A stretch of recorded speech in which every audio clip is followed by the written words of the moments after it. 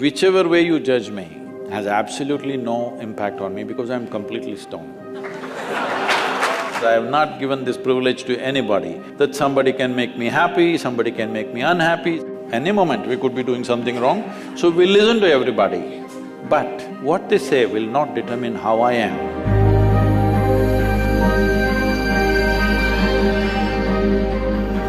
So Sadguru, sometime back I happened to be in a situation where a friend of mine was drunk. So when she was in the drunk state, she was repeatedly saying that please don't judge me as I'm drinking, please don't judge me. It is… but she has lost her judgment, but she doesn't want you.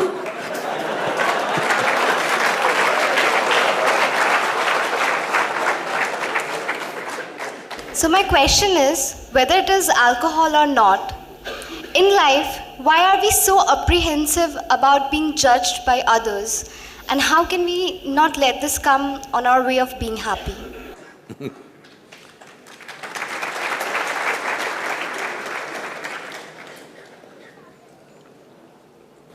Look at me. See, I'm always stoned.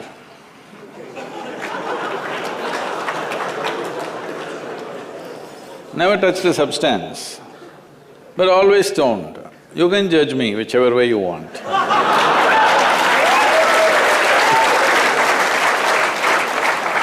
Because one thing is, I'm stoned in such a way that I have not lost my judgment at all.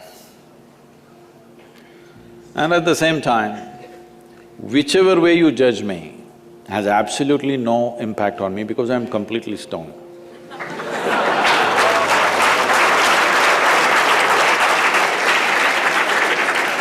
Having said that, why this consumption of alcohol and drugs is growing the way it's growing in the world is, this is because the heavens have been collapsing.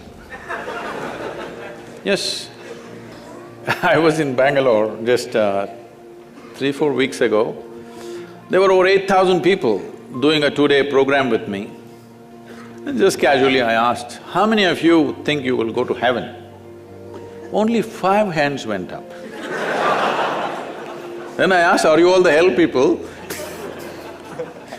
No, it's just that both heaven and hell have collapsed in people's minds.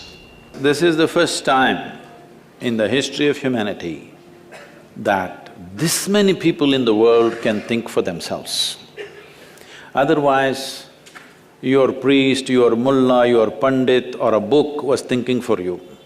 The first time that so many people can think for themselves.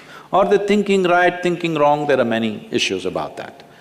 But they're thinking right, thinking wrong, but they're thinking. So all illogical things are naturally collapsing.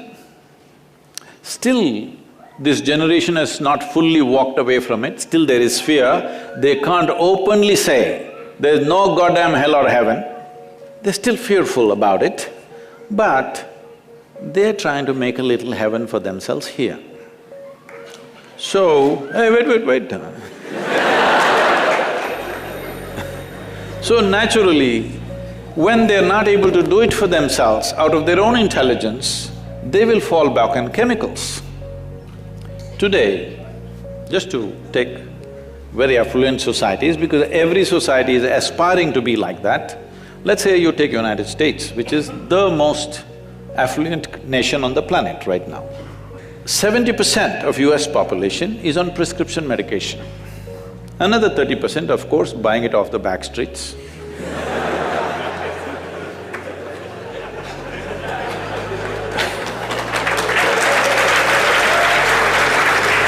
Most affluent nation, obviously affluence is not working. To be healthful, you need chemicals. To be joyful, you need chemicals. To be peaceful, you need chemicals. To be ecstatic, of course, that is ecstasy. So, I'm not even looking at it morally. It's never a moral issue for me. If 90% of this population right now is on chemicals, believe me, the next generation that we produce will be a generation which is much less than us. If we produce a next generation less than ourselves, we have committed a crime against humanity, because the next generation must be at least one step ahead of us, otherwise we've lost it. We've lost the entire process of civilization when we produce a next generation which is actually less than us. So, we are heading towards this rapidly. Unless we teach individual human beings how to simply sit here and be blissed out. Stoned enough or no? Just look at me. But am I conscious enough, alert enough, clear enough? If there was a way to intoxicate yourself without losing your judgment, without losing your awareness, without losing your intelligence, it's a great thing. Intoxication is a fantastic thing. Only problem is, it takes away your judgment, it takes away your intelligence, incapacitates you. That is the problem, isn't it? Is it true? Ask anybody, you're not in the medical sciences, but ask anybody, is it true that this body here is the greatest chemical factory in the universe right now? The universe that we know at least? Only problem is you're a lousy manager. If you know how to manage this, you would be like me, always blissed out. Anybody can say what they want, anybody can do what they want. This is like this only. Because I have not given this privilege to anybody, that somebody can make me happy, somebody can make me unhappy, somebody can make me miserable. Right now, you are a consequence of other people's opinions.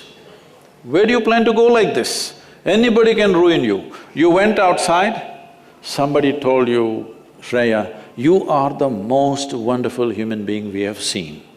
Then you were floating on that cloud, what number? What number? 9. Oh, in South we do 11.